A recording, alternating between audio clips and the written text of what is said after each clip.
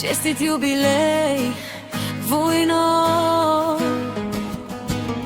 На 6 август слънце изгря, роди се лъвица с голяма душа.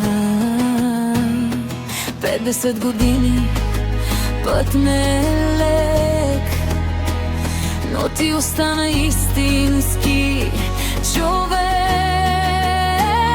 Стигната глава, вървиш напред, не се преклони пред нито един студен вятър. Ти си скала, ти си сила, ти си жена, която никога не се е предала. Честит юбилей, войно моя, обичам те повече, отколкото думите могат. Нека Господ те пази по всеки път, нека щастието живее в твоя дом.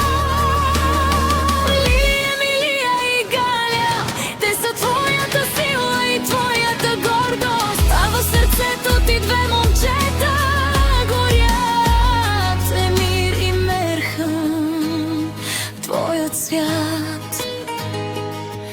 За тях би обърнала земята, би понесла всяка болка сама. Такова сърце не се купува, то само истинската майка го носи. Колко сълзи тихо си скрила, колко нощи сама си бдила, но никога не показа страх, дори когато болеше до плач. Ти си огън, когато защитаваш, ти си буря, когато обичаш, а когато прегърнеш децата си,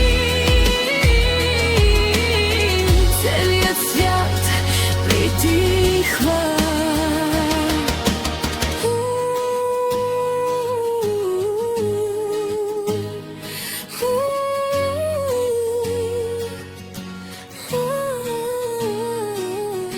Днес 50 свещи горят, но любовта ти свети по-силно от тях.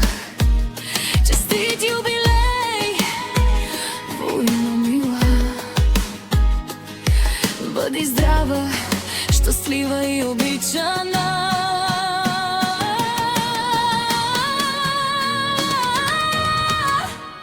Обичам те, войно.